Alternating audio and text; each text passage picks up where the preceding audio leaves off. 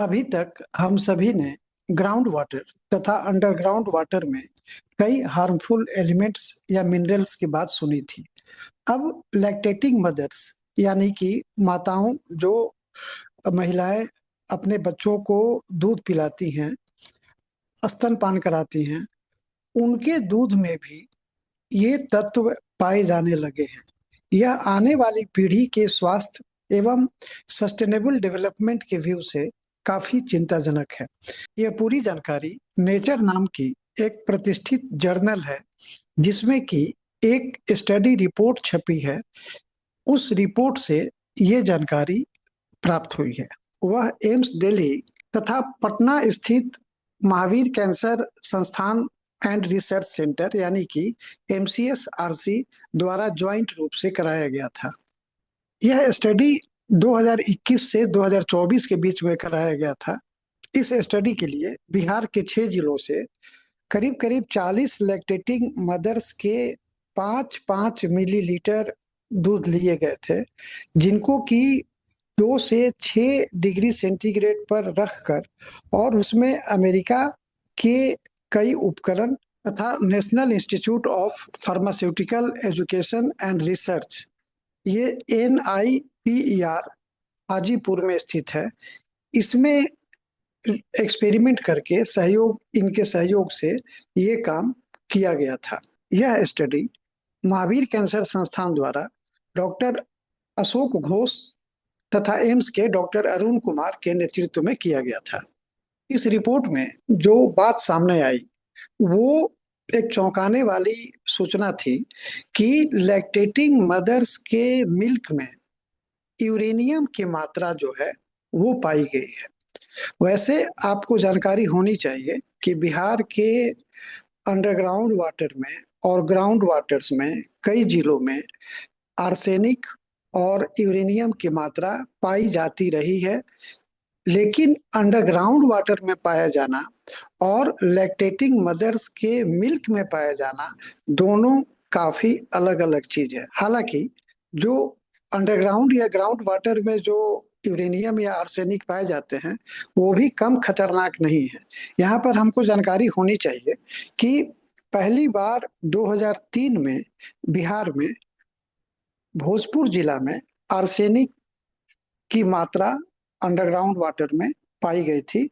Underground नहीं, मतलब कहिए कि जो पीने वाला पानी है तो उसमें पाई गई थी। उसके बाद 2007 में करीब 60,000 सैंपल्स लेकर और करीब करीब बिहार के 11 जिलों से ये स्टडी कराया गया था, और अभी तक के स्थिति के अनुसार बिहार के 22 जिलों में आर्सेनिक पाया जाता है, जिसके कारण से पानी पीना वहां मुश्किल है, यानी कि बल्कि उससे नहाना धोना भी मुश्किल है। तो ये चीज काफी मुश्किल होते जा रही है। इसी तरह से 9 अक्टूबर 9 अक्टूबर 2022 को सेंट्रल ग्राउंड वाटर बोर्ड, आप ये जानते हैं कि एक जो है ये भारत सरकार की एक अथॉरिटी है, तो सेंट्रल ग्राउंड वाटर बोर्ड की एक रिपोर्ट आई थी जिसमें कि बिहार के 9 जिले जो हैं, 9 डिस्ट्रिक्ट्स में यूरेनियम की मात्रा पाई गई है। तो ये काफी खतरनाक तो है ही, लेकिन ये जो रिपोर्ट आई है ये और ज्यादा खतरनाक है। एक और बात जान लेते हैं कि पानी के लिए और मतलब ग्राउंड वाटर में जो हम वाटर कंज्यूम कर रहे हैं उसमें यूरेनियम की मात्रा कितनी होनी चाहिए, ये WHO द्वारा प्रिस्क्राइब्ड लिमिट है इसका 30 माइक्रोग्राम पर लीटर। ठीक है, ये लेकिन वाटर के लिए है। यहाँ पर जो है हम ये देखेंगे कि जो लैक्टेटिंग मदर्स के मिल्क में जो पाया गया है उसकी स्थिति क्या है और किस जिला में क्या लेवल है। देखिए, कटिहार में जो है मैक्सिमम जो लिमिट पाया गया है वो 5.25 माइक्रोग्राम पर लीटर पाया गया है। मतलब कि एक जिला में जो डिफरेंट जैसे कि हर जिला से 5-6 लिया गया था, तो मिनिमम तो पाया गया है 2.7, लेकिन मैक्सिमम जो है ये 5.2 माइक्रोग्राम पर लीटर पाया गया है।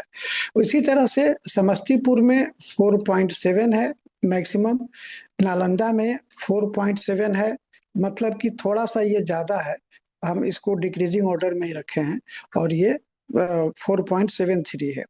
इसी तरह से खगड़िया में जो है वो 4.480 है, बेगूसराय में 4.03 है, और भोजपुर में 3.87 है। ये मैक्सिमम जो वहां पाया गया है, ये मैक्सिमम अमाउंट वहां के सैंपल्स में से पाया गया है यूरेनियम की मात्रा। ये काफी चिंताजनक है। ये इतना अभी नया चीज है कि WHO ने भी, जैसे कि पानी में की यूरेनियम की मात्रा परमिसिबल जो 30 माइक्रोग्राम पर लीटर की बात है, वो उसका प्रिस्क्राइब्ड लिमिट है, लेकिन WHO ने अभी इसके लिए कोई प्रिस्क्राइब भी नहीं किया है। ये इतना नया चीज है। लेकिन मदर मिल्क में यूरेनियम का होना ही अपने आप में खतरनाक है। ये जो सैंपल्स लिए गए थे वो 17 से 35 इयर्स लैक्टेटिंग मदर्स का लिया गया था। अब देखते हैं कि इससे घाटा क्या है, इससे हानि क्या होगी। एक तो होगा कि जो मेंटल कैपेसिटी है, जो मेंटल डेवलपमेंट है बच्चों का, वो कमजोर होगा। दूसरा जो है हमारा इम्यून सिस्टम जो है वो कमजोर होगा। ठीक है। इसके अलावा thyroid, blood cancer, bone marrow depression, bone marrow depression,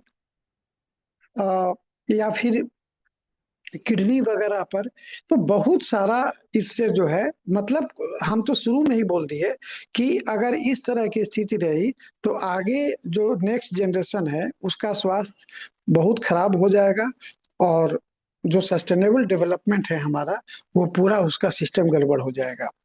इसमें जो यूरेनियम पाया गया है वो यूरेनियम 238 है। 238 जो है एक्चुअली ये फर्टाइल होता है, फिसाइल नहीं होता है, लेकिन अल्टीमेटली यह हानिकारक होता है ह्यूमन बॉडी के लिए। तो इस वीडियो में आपको जो जानकारी मिली है उसमें से पीटी में भी क्वेश्चंस आ सकते हैं, और मेंस के साइंस एंड टेक्नोलॉजी में भी, अगर बिहार का अंडरग्राउंड वाटर अगर पर कोई सवाल पूछा जाता है, आप उसमें ये डाल सकते हैं। आज के लिए इतना ही। Thank you.